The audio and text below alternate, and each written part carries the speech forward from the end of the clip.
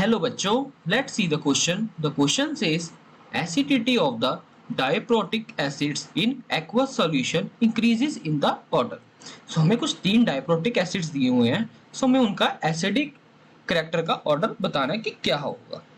So सबसे पहले अगर हम देखें तो हमें पता है कि एसिडिक कैरेक्टर फॉर एसिड्स क्या होता है कि उनकी कितनी ज्यादा एबिलिटी है कि वो H पॉजिटिव आयंस डोनेट कर सकते हैं. Ability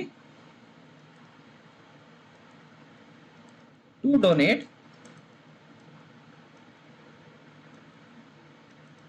H positive ions. So इसका मतलब क्या होना चाहिए कि जो उनका कॉन्जुगेट बेस बनेगा, लेट्स से कोई X नेगेटिव उनका कॉन्जुगेट बेस बन रहा है, it should be stable. So their conjugate base should be stable. So यहाँ पे अगर हम देखें तो हमें कौन कौन से यहाँ पे एलिमेंट्स गिवन है, सल्फर, सेलेनियम एंड टलेनियम. सो हमें पता है कौन से ग्रुप को बिलोंग करते हैं, ये बिलोंग करते हैं ऑक्सीजन फैमिली को. सो अगर हम इनका ऑर्डर देखें तो क्या होता है, it is oxygen, then sulphur, then selenium, then tellurium. So अगर हमें इसके अकॉर्डिंग देखें तो हम देख सकते हैं कि जो हमारा डाउन द ग्रुप क्या होता है, हमारा साइज जो है वो इंक्रीज करता है. सो साइज इंक्रीजेस. सो साइज इंक्रीज होने के कारण क्या होगा कि जो हमारा हाइड्रोजन है इसके साथ बॉन्डिंग जो है वो कम हो जाएगी. ऐसा इसलिए क्योंकि हमें पता है बेटर बॉन्डिंग कब होती है, जब when there is better overlap. जब बेटर ओवरलैप होगा ऑर्बिटल्स का, तभी हमारे पास क्या होगी, बेटर बॉन्डिंग. सो अगर हमारा एलिमेंट का साइज बढ़ता ही चला जाएगा तो हमारी जो बॉन्डिंग है that will become poor. So bonding will become poor for hydrogen.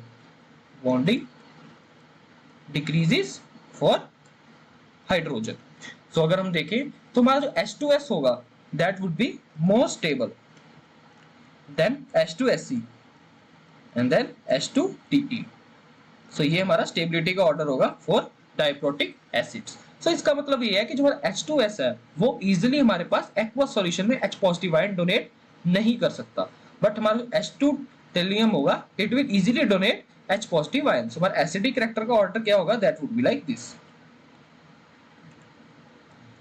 इसको हम एक और तरीके से समझ सकते हैं. लेट्स से अगर हम इनके H पॉजिटिव आयंस यहां से रिमूव करते हैं तो हमारे पास जो कॉन्जुगेट बेस बनेंगे इनके, that would be like this, where E would be -2, SC would be -2 and sulfur would be -2.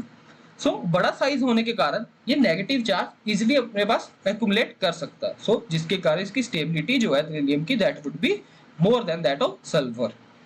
सो अगर हमने ऑप्शंस देखे तो हमारा ए ऑप्शन बिल्कुल करेक्ट होगा, that is their conjugate base would also be stable by which they would easily be able to lose their H positive ions. So I hope you understood it well. Best of luck.